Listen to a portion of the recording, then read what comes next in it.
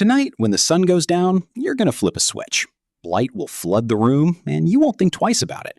But for 99.9% of human history, that switch didn't exist. When the sun set, the world went dark. You couldn't even see your own hand in front of your face. But modern humans rarely experience this. For over 300,000 years, every single one of your ancestors spent roughly half their life in near total darkness. They didn't even have candles for most of that time. Just the black sky, the stars, and whatever fire they could keep alive. So what did they actually do for all those hours?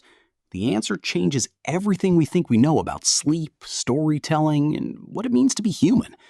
Let's start with fire, because fire is the reason any of this was possible. The earliest solid evidence of humans controlling fire comes from Wonderwork Cave in South Africa, roughly 1 million years ago.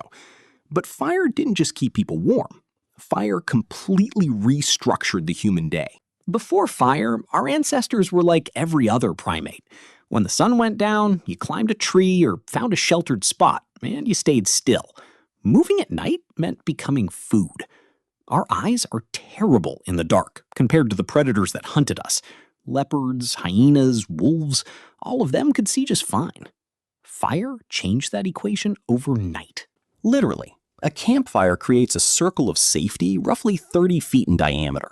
Inside that circle, predators won't come. Outside that circle, you die. Even today. But here's what's fascinating. Fire didn't just protect humans at night. It gave them something they'd never had before. Extra hours. Think about this. Before fire, the useful day ended at sunset. Fire suddenly added 2 to 4 usable hours to every single day. And over thousands of generations, those extra hours changed our species. In 2014, anthropologist Polly Wiesner found it striking. During the day, about 80% of conversations were practical. Daytime talk was work. But at night, around the fire, the entire character of conversation changed. At night, 81% of conversations were stories.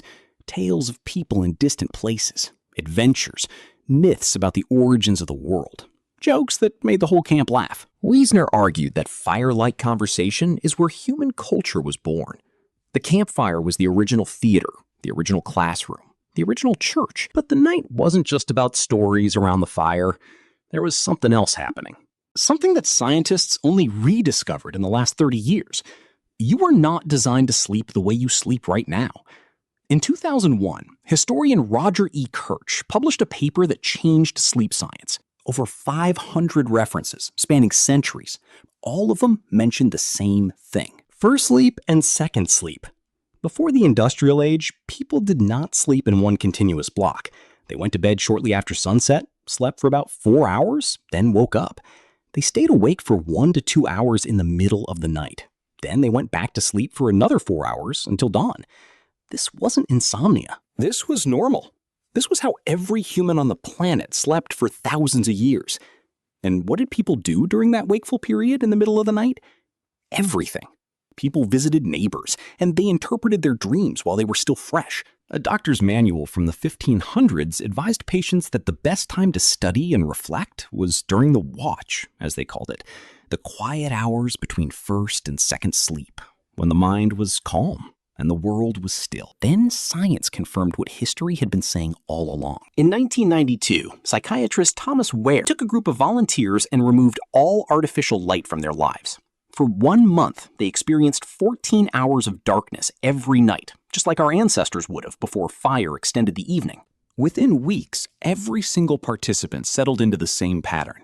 4 hours of sleep, 1 to 3 hours of quiet wakefulness, and 4 more hours of sleep. Brains were producing elevated levels of prolactin.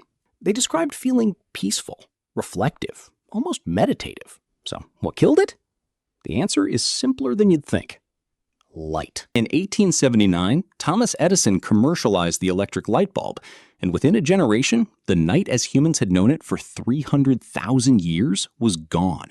Modern humans are exposed to artificial light an average of 7 to 8 hours after sunset. This light, especially the blue light from screens, suppresses your body's production of melatonin, the hormone that regulates sleep.